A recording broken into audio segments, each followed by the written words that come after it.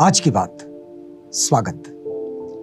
आप जानते हैं कि आज की बात में इस समय हम लोग जापान के धम्माशोक यानी कि कुमार शोतोकू, इनके विषय में, इनके राजकाज के विषय में और इनका जो जापान में बुद्धिज्म को प्रचारित और प्रसारित करने में जो योगदान आता है, उसे हम इतिहास के पन्नों से जानने का ये प्रयास कर रहे हैं।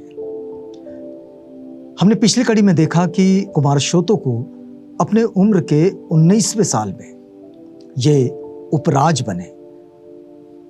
राजगद्दी पर उनकी चाची बैठी सुई। लेकिन शोतोकू ने कभी भी इस बात के लिए कोई आग्रह नहीं धरा। ये बात सिर्फ इसके कारण कि उनकी कोई व्यक्तिगत महत्वाकांक्षा नहीं रही। लेकिन आगे चलकर ये पता चलेगा कि शोतोकू अपने आप को कैसे स्थापित करते हैं एक राजा के रूप में।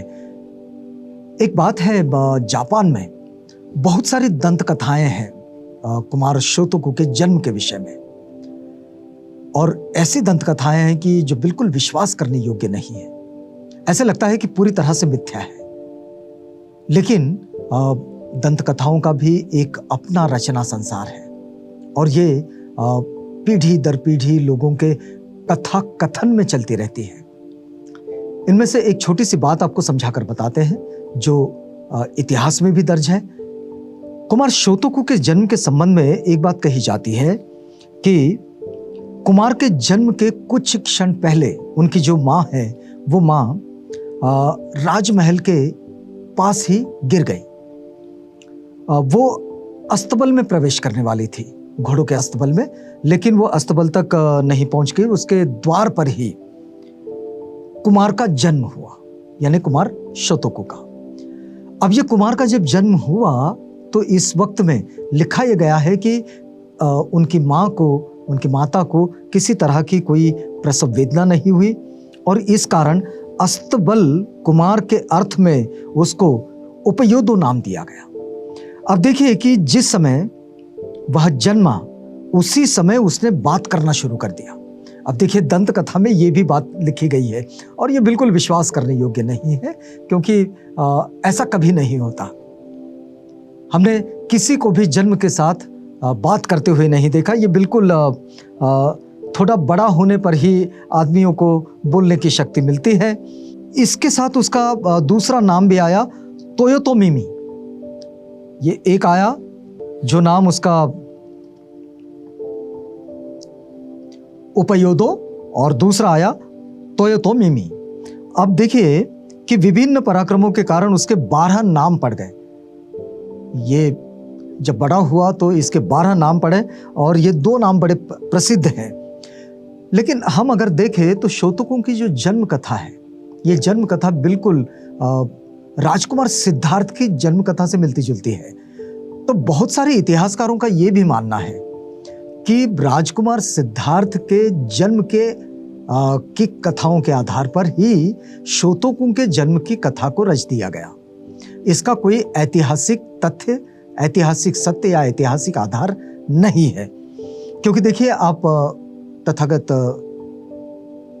बुद्ध के पहले, जैसे राजकुमार सिद्धार्थ है, वे बुद्धत्व प्राप्ति से पहले, तो राजकुमार सिद्धार्थ के जन्म की जो कथाएं हैं, वो कथाएं भी ऐसी ही है कि महामाया का खड़े खड़े प्रसव हो जाना, उन्हें कोई प्रसव वेदना न होना। दूसरी बात, वहां एक बात बताई गई है कि राजकुमार सिद्धार्थ ये जन्म के साथ ही चलने लगे थे। अब जन्म के साथ तो कोई नहीं चलता, लेकिन ऐसी बात, ये चलने वाली बात को छोड़कर वहां जो बात लिखी गई, वो जन्म के साथ बोलने लगे। कोई बोलता नहीं है जन्म के साथ। तो इस तरह की बात इसमें जोड़ी गई है। इसी कथा के आधार पर शोतोकू कुमार की वाक शक्ति 10 आदमियों की बतलाई गई। मतलब ये जो बात है शोतोकू की जो दंत कथाएं हैं, जो उनके जन्म से संबंध में, तो इसमें एक बात ये भी जोड़ी जाती है कि वे शोतोकू कुमार की जो वाक शक्ति थी, बोलने की जो क्षमता थी, वो 10 आदमियों की बतलाई गई है। हम थोड़ा सा बौद्ध साहित्य की ओर चलें तो वहां भी देखिए कि मजजिम निकाय में एक अट्टकथा मिलती है। तो मजजिम निकाय की अट्टकथा में इस बात को लिखा गया है कि एक साधारण व्यक्ति एक शब्द बोल सकता था, उतने ही समय में आनंद 80 शब्द बोल जाते थे।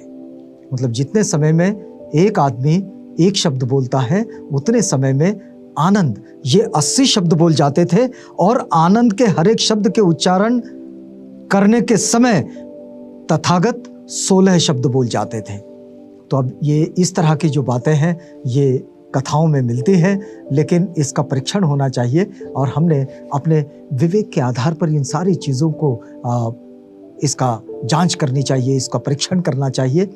ये दंत कथाओं में जो चीज़ें आई वही इतिहास में भी वैसी की वैसी दर्ज हो गई। अब इसको इतिहास के किस आयाम पर हमने इसको स्वीकार करना चाहिए, ये हमें तय करते आना चाहिए। अब देखिए कि शोतोकु कुमार, हम आगे बढ़ते हैं कि शोतोकु कुमार के जन्म के संबंध में ये जो कहानी है, इस कहानी को हमने आपको बताया। शोतोकु कुमार ने कोरिया के भिक्षु हे चे इनसे बुद्ध धर्म की शिक्षा प्राप्त की, और चीनी साहित्य में भी वे पारंगत हुए।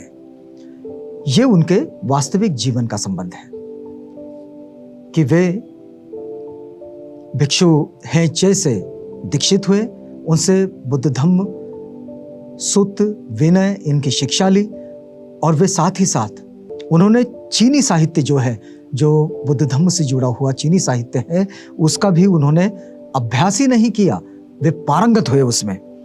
और राज्य कार्य संभालने के पूर्व ही पिता की इच्छानुसार उपराज्य शोतोकु को विरोधियों का मुकाबला करना पड़ा।